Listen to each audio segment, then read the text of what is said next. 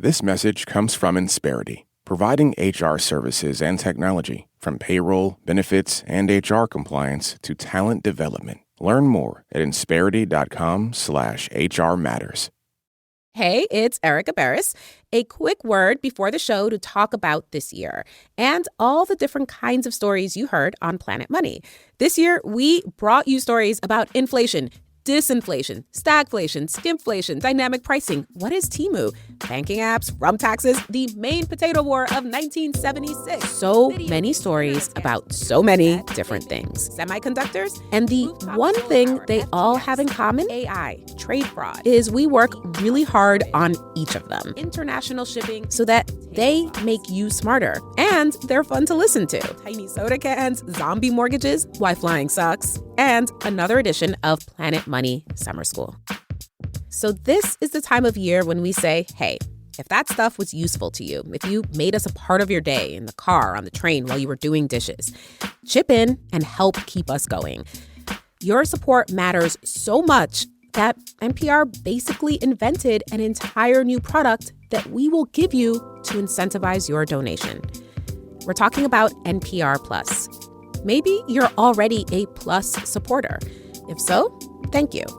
If you're not, and you sign up today, you get perks for more than 25 different NPR podcasts, sponsor-free listening to all of them, and bonus content for some of our biggest shows, including this one, and exclusive access to special Planet Money merch in the NPR shop. You get all that as a thank you for investing in NPR and our work at Planet Money.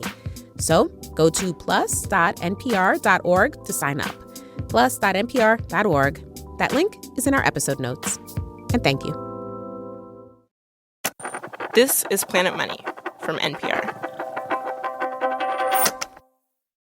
A while back, I went down to southern Louisiana, just a few minutes' drive from the Gulf Coast, to meet up with a guy named Windell Curole. Howdy, Wendell. Good to meet you. Alexi. Okay, where's home again? Santa Fe, New Mexico. Santa Fe, yeah. It's a lot wetter down here.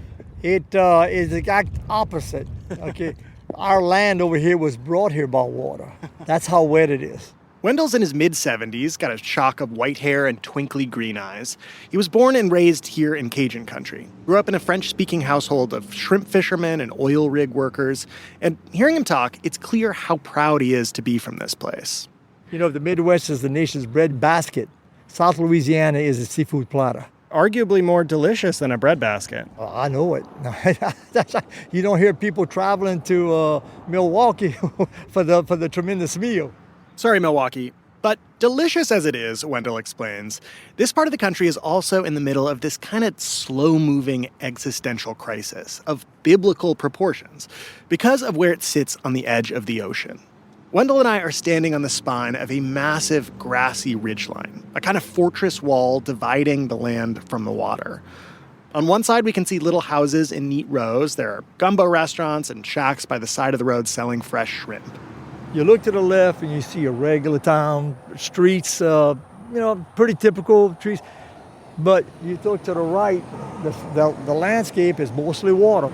On the other side, open water stretches to the horizon. It's speckled with little tufts of land and marsh, a few far-off oil tanks.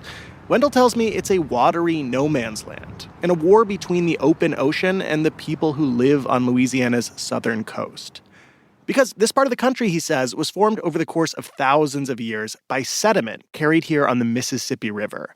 But man-made engineering over the last century has changed the river so much that sediment isn't building up anymore. And southern Louisiana is actually sinking back into the Gulf. And Wendell says that is putting the people who live here closer and closer to the front lines of hurricanes. The big picture is that the land is sinking and open water from the Gulf keeps increasing, so there's less to slow down any wave action. Now, the reason I came to visit Wendell is because he has spent almost his entire professional life, over 40 years, working with the federal government to build the thing we are standing on, to build a system of levees, a last line of defense against those hurricane-force waves. We're standing on a kind of like grassy knoll, mound here. And that's what a levee is. It's just like a ridge. But it's an artificial ridge. It was made by man. A typical levee is a very intentionally constructed pile of dirt covered in grass or gravel that holds the water out. Windell's levee, as it's come to be known in these parts, is basically a giant ring, 48 miles long, protecting this community of over 10,000 people. Now, a levee can seem like a deceptively simple piece of technology, but Windell explains that building and maintaining them in the right way is essential.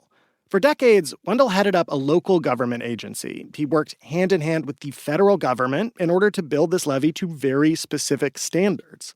Because if waves spill over the top, they can erode the levee from behind. If wild hogs root around in them, they can create places for the waters to break through.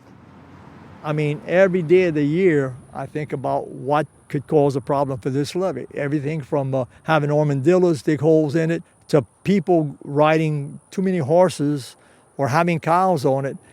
Anything that takes away the resilience of the levee, we got to stop. And the resilience of the levee is really at the heart of this story. After Hurricane Katrina hit Louisiana nearly 2 decades ago, it caused a massive rethinking of how these levee systems should be built. And in the wake of that, Windell decided to take a gamble that put him at odds with his partners in the federal government. He decided that the best thing he could do to protect his community was to go rogue. The way I looked at it is that, man, I'm not going to sit on my hands with money in the bank. We don't want money in the bank, we want money on the bank, okay? Because you flood from a hurricane, your city is destroyed. Hello and welcome to Planet Money. I'm Alexi Horowitz-Ghazi. And I'm Mary Childs. A couple decades ago, Windell Curole found himself at a fork in the road. On one path, he could stay within the framework the federal government had laid out to build these hurricane defenses. And on the other, he could create his own path, building his levees as high as possible, as fast as possible, in a race against larger and larger storms. And he knew his decision could mean life or death for over 10,000 people. Today on the show, what the story of Windell's levee can teach us about how the federal government calculates and manages the risk of natural disasters, and how those calculations can look a lot different to the people staring straight into the eye of the storm.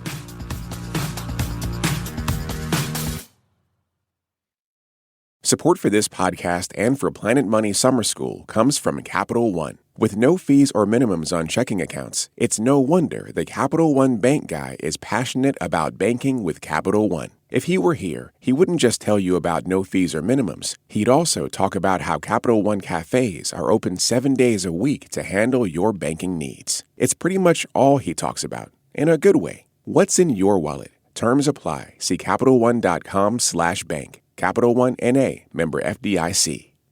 This message comes from Insperity, providing HR services and technology, from payroll, benefits, and HR compliance to talent development. Learn more at Insperity.com/HR matters.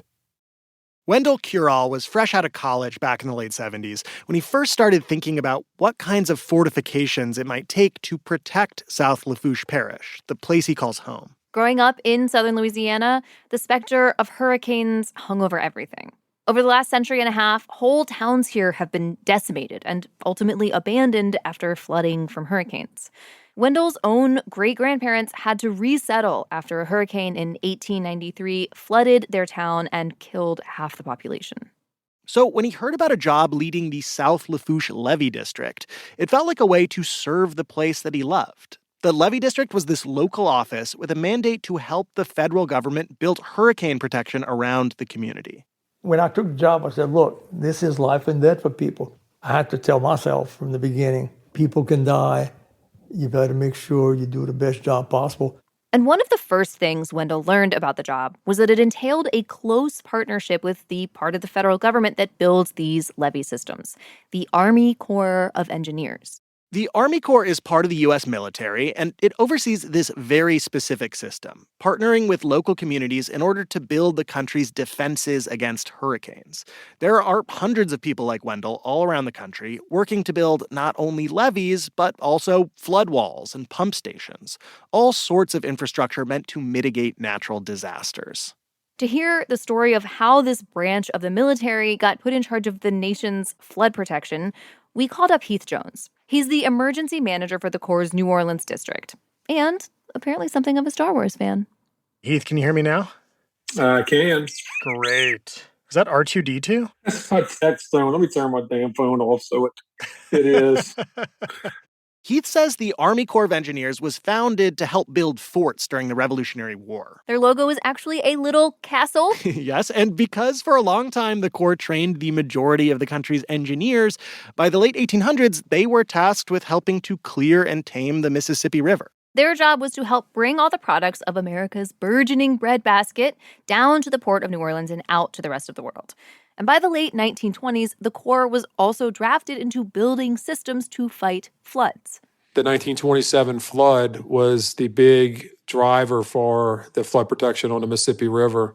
The Great Mississippi Flood killed hundreds of people and caused an estimated $1 billion in damage, nearly a third of the entire federal budget at the time. It became clear that some sort of national system was needed to try to prevent these disasters, so Congress put the Army Corps in charge of preventing floods along the Mississippi. That project, through a series of diversions and levees, set us up in the flood control business and have been building those projects ever since then. By the mid-1960s, a series of devastating hurricanes pushed Congress to expand the Army Corps' mandate to include hurricane flood protection.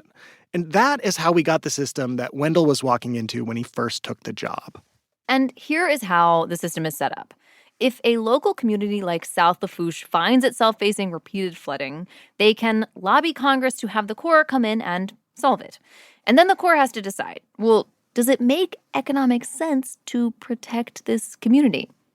Harsh, but building flood infrastructure can get really expensive, and communities around the country are competing for these resources. So they've come up with this system that basically sets out to answer this one fundamental question. Will it cost the federal government more to try to prevent flooding in this specific area? Or will it cost more to try to deal with the damages after the fact? Because when a major disaster strikes, some huge portion of the costs will fall to the federal government. That could be in the form of temporary housing or food for people who have been displaced, or money to repair basic infrastructure like the power grid or drinking water supply. Or it could come in the form of federal flood insurance, which often pays out over $1 billion in claims a year. So what the Army Corps has to figure out first is how much the damages in this particular area would be if it were hit by a major storm. They do this, Heath explains, by conducting a sort of economic census. They'll take a place like Windell's community in South Lafourche and tally up the number of structures. First, all the homes. But it's not just houses that are flooding. I mean, if there are, say, oil refineries in the area, or if there's seafood production happening, or agriculture, if, like in case of South Lafourche, there's a lot of sugarcane fields out there. The Corps then compares the estimated cost of repairing damages to houses and businesses against the cost of a slate of potential engineering solutions. If it's a rural area with low population density, they might suggest elevating individual buildings. We say, hey, that house is not safe up to this level, and we'll go raise it on pylons, essentially. So you're basically putting the houses on stilts. Yep. But if the value of homes and businesses is high enough, they may propose building something bigger, like a series of levees. And at the end of all of this, if the Army Corps determines that the costs of one of those solutions would generate a positive return on investment, meaning if the cost of prevention would be less than the costs of repairs and response, they will often propose that solution to Congress. And that is exactly what happened to Windell's community in South Lafourche. Back in the mid-1960s, the Army Corps determined that it would be worth the estimated initial $5.5 million in federal investment to build a system of levees around this part of South Louisiana. Congress approved the plan, they appropriated the funds. By the mid-70s, ground was broken on the levees. And in 1980, Windell Curole accepted the job as general manager of the levee district, where he immediately threw himself into learning as much as he could. If you read Sun Tzu, the Chinese general, well, to me, everything's a battle. Everything's football, okay? And so you learn about the enemy. So I want to know everything about hurricanes and everything about levees and everything about the engineering that goes to it. Now, Wendell's job as the head of the levee district was to partner with the Army Corps to build this massive ring of levees around his community. He had to raise funds every year to keep construction going, because the way the system was designed, local organizations like his were responsible for paying around 30% of the costs of any Army Corps project in order for the feds to pick up the rest. So Wendell lobbied the state legislature for funds. He convinced big landowners to donate their land. And occasionally, he had to appropriate private property in the name of the public good. People were not always happy. He was sued by angry landowners and companies. Yeah, I've been cursed at. I've been threatened a couple of times. And that's not too bad. But one time, I knew this guy was not totally stable and threatened me. And that concerned me a little bit. But Wendell powered through this incremental, bureaucratic, and occasionally threatening process. And by the early 2000s, nearly 3 decades after breaking ground, thanks to Wendell and the Army Corps, there was now a dirt fortress around his community, reaching as high as 13 feet. And then, a few years later, a storm hit the Gulf Coast that changed the way almost everybody had been thinking about the levee system. We're talking, of course, about Hurricane Katrina. New Orleans is called the Big Bowl. When Katrina breached the levees that held the water back, the bowl was swamped. The scene is nothing short of apocalyptic. 80% of New Orleans, including much of downtown, is underwater. Are now lowering huge sandbags to start repairing one of the levee breaks that caused all of the flooding. I mean, I love New Orleans. I remember driving into the city at night with no lights, to not have any lights, and then just drive around. I mean, no people. Before people could start coming back. It tears at your soul.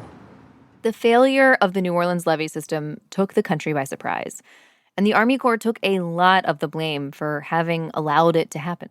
In the aftermath, the Army Corps decided to do a major rehaul of all their levee construction requirements, focused on beefing up their structural integrity. And so the Corps just wanted to make sure everything was done by the letter, dot the I's, cross the T's, and do it to our standards or nothing at all, because that had happened. So Katrina, the kind of levee failures that happened during Katrina, changed the way the Corps office worked. The Corps changed their specifications for how thick the levees had to be. Windell says they started requiring heavier and more expensive clays that often had to be transported from further away. And for local levee districts like Wendell's, those changes meant that building new additions to their levees would cost way more money. Dirt is still dirt cheap, but when you move it 20 and 30 miles, it gets very expensive. Hurricane Katrina pushed Wendell's priorities in a different direction. Places in Mississippi had seen storm surges as high as 28 feet, way higher than any point in his levee system. So while the Army Corps was focused on structural integrity, Wendell's main concern was with elevation. He became sort of obsessed, even developed a personal motto. Elevation is a salvation to inundation. Elevation is the salvation to inundation.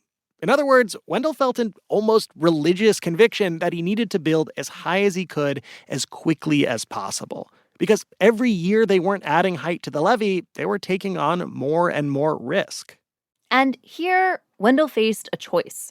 He knew that he could continue his partnership with the Army Corps. The Corps did want their levees built higher as part of their design rehaul. But Wendell also knew all of the red tape that would entail. He'd have to ask for a study, wait at least 3 years.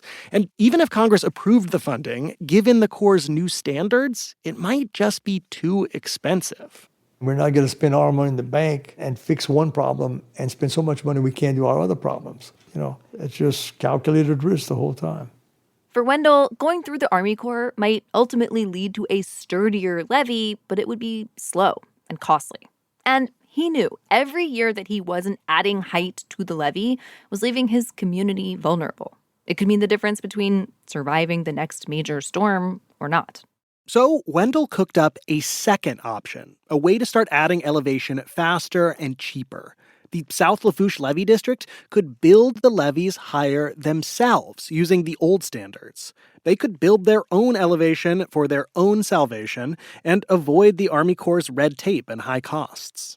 Wendell brought the idea before his colleagues at the levee district. They agreed. But Wendell faced a big obstacle right out of the starting gate. Without the Army Corps' backing, he would no longer have access to those sweet, sweet federal dollars.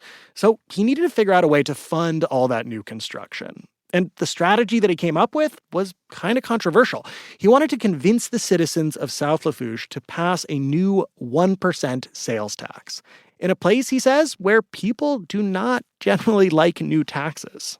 So Windell went on the offensive, courting the local press, giving talks at libraries and town halls, and making TV ads, imploring the citizens of South Lafourche to help him protect them. They were facing a potentially biblical flooding event here. Though, he says, the tone of the ads was anything but sensational. It was more PBS documentary than Armageddon. We need your help to pass district tax for today and for a chance of a great future. I'm voting yes for the levee tax because I'd hate to see any amount of flood water in my home. No, there was no shiny buttons or big sales pitch. No fireworks. None at all, because it's not about getting attention. It's about just getting the facts across. Yeah. Please go to the polls and support your levee district. We're definitely controlling our own destiny with this tax. Vote yes. Yes for your protection. And when it finally came to the day of the vote, Wendell's no-nonsense approach appeared to have done its job. When the tally came in, the new tax had passed by 82%.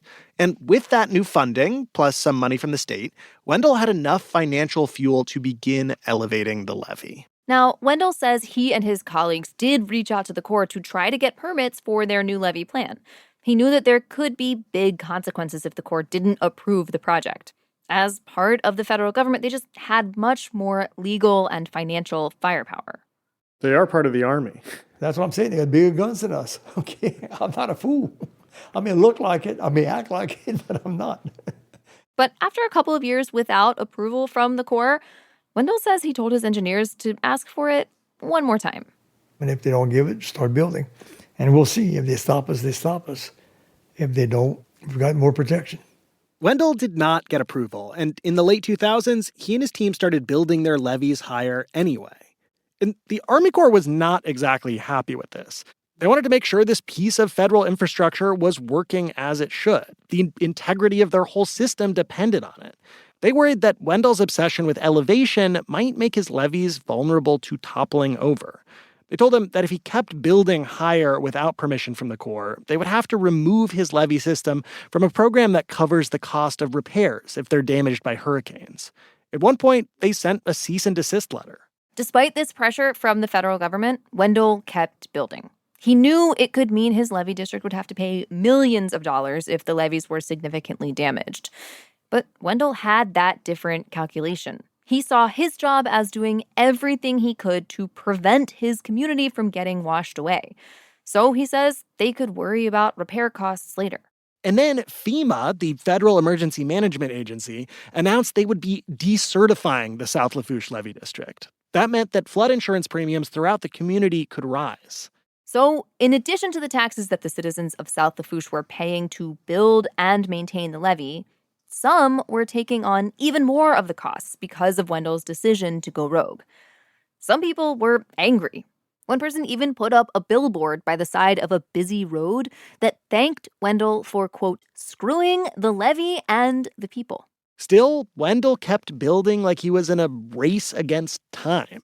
It is a race because every season I got a new hurricane season coming and nobody knows what's behind the curtain. You know, is it a tiger or a lamb? You don't know, but you better act like it's a tiger, okay? You have to act like it's a tiger. By the end of 2020, Windell and his colleagues had managed to build their levees as high as 18 feet in some places, though there was still this central question hanging over the whole project. Would it actually hold up under hurricane force pressure? Would elevation really prove to be the salvation to inundation? Or would deviating from the Army Corps' regulations turn out to be a disastrous gamble? After the break, the tiger of a storm that Windell had been worrying about finally pounces. And we learn whether Wendell's wager paid off.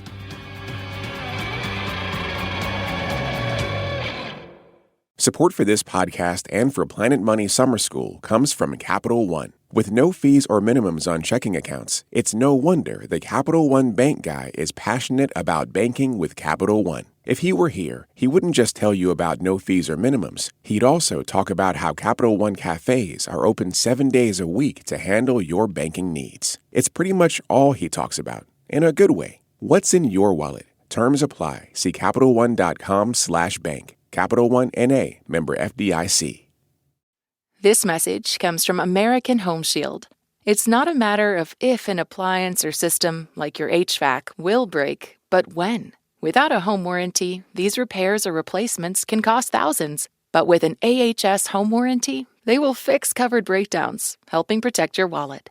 Get 20% off all plans at ahs.com/NPR and see promo details. See ahs.com/contracts for coverage details, including service fees, limitations, and exclusions. This message comes from Thumbtack. Avoiding your unfinished home projects because you're not sure where to start? Thumbtack knows homes so you don't have to. Don't know the difference between matte paint finish and satin? Or what that clunking sound from your dryer is? With Thumbtack, you don't have to be a home pro. You just have to hire one. You can hire top-rated pros, see price estimates, and read reviews all on the app. Download today. Do you remember when you first caught wind of this storm that seemed like it might be a big problem? It happened the same day as Katrina, 29th of August. 16 years after Hurricane Katrina, in 2021, the storm that Windell Curole had been worrying about, the reason he and his team had been scrambling to build his levee higher and higher, started gathering strength off the coast of Louisiana.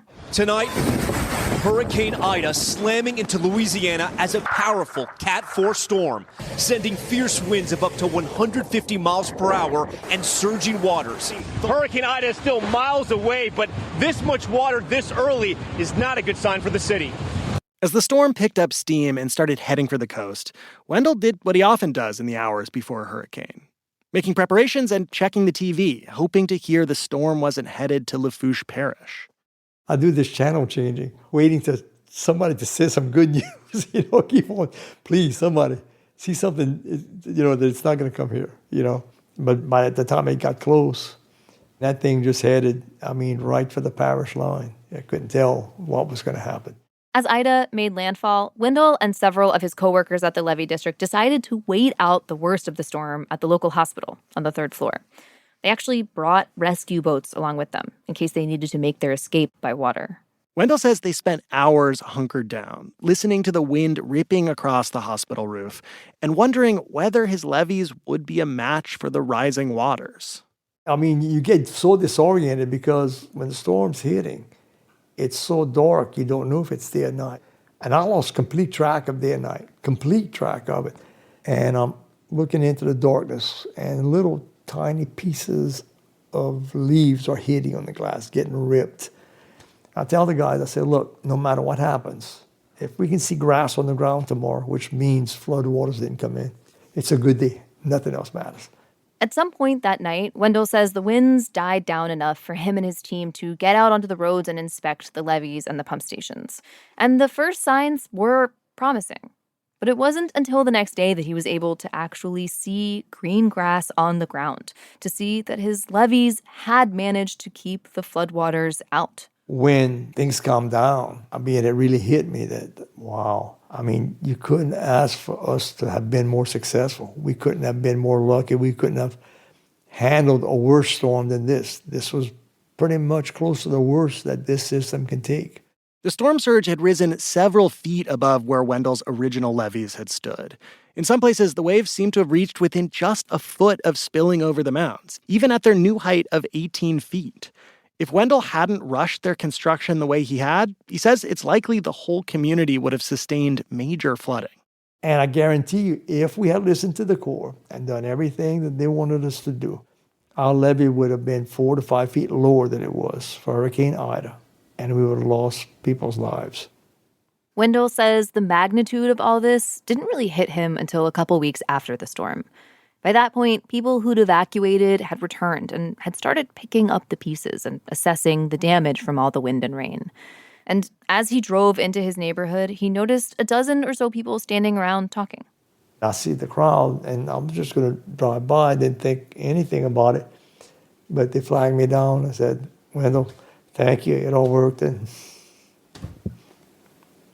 what'd they do? clapped. They gave you applause. How did it feel to hear that? Unexpected. It was unexpected, he says. Windell still gets choked up thinking about this moment, even a few years later. When you build a project this big, there's so many people that are involved in getting this done. So when people clap, for me, it's for everybody. When you ask folks like Heath Jones at the Army Corps of Engineers about the story of Wendell's levee, it's clear they can't exactly sanction what he did. How do you think about that kind of trade-off that he made by going rogue in this way? Now, you can't ask me that question, right? I'm not sure what the exact motivation for Windell to do the things, but I got to imagine funding was the biggest driving factor about why he did the things he did. Yeah. Because our standards are not cheap. And so with limited resources that Windell had at his disposal, I think he went and did what he thought was right. And in turn, we had to do what the law requires us to do. And we're not going to be on the hook for a system that was modified that was not done to our standards. At the end of the day, we just got to remember, there's hundreds of thousands of people that live behind these risk reduction systems that we build. The Army Corps' risk analysis, Heath says, just has to keep this much bigger picture in mind. There are hundreds of Wendells working in their system, and the best way to fulfill their mandate of protecting lives and property is to make sure they adhere, to the best of their ability, to the designs the Corps' engineers have determined to be the safest, least likely to fail. Heath says that doesn't mean that Wendell's levee didn't do its job.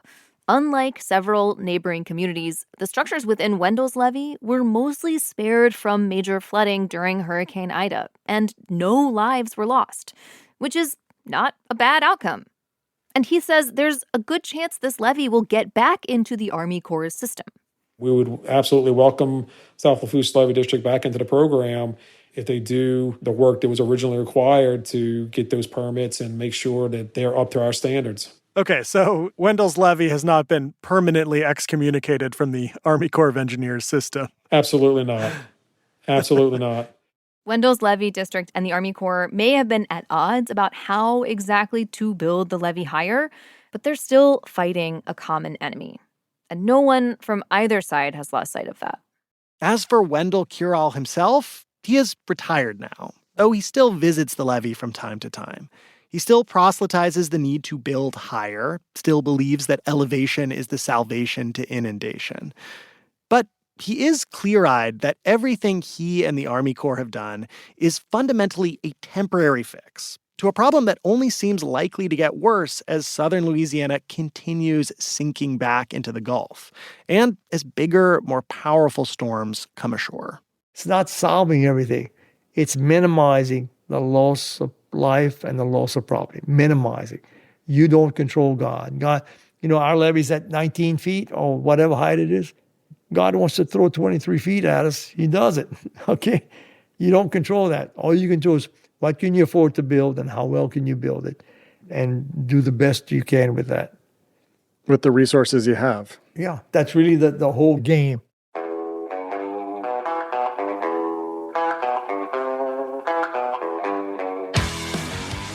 This episode was produced by Emma Peasley and edited by Jess Jang. It was fact-checked by Sierra Juarez and engineered by Gilly Moon. Alex Goldmark is our executive producer. Special thanks to Ricky Boyette, Josh Howe, and Rachel Rode, and a huge shout-out to journalist Katie Thornton, who wrote an excellent piece about Windell Curole in The Guardian, where we first learned about this story. I'm Alexi Horowitz-Ghazi. And I'm Mary Childs. This is NPR. Thanks for listening. This message comes from American Home Shield. An AHS home warranty helps protect your major home systems and appliances, whether they're brand new or part of your home's history. A home warranty is different than homeowner's insurance, which covers things that might happen, like fire, theft, or storm damage. A home warranty covers what will happen, like normal wear and tear on the items you use every day, like your oven, fridge, AC, and plumbing. American Home Shield will fix a covered item when it breaks down, and if they can't repair it, they'll replace it. American Home Shield. Don't worry, be warranty. Get 20% off all plans at ahs.com/NPR and see promo details. See ahs.com/contracts for coverage details, including service fees, limitations, and exclusions.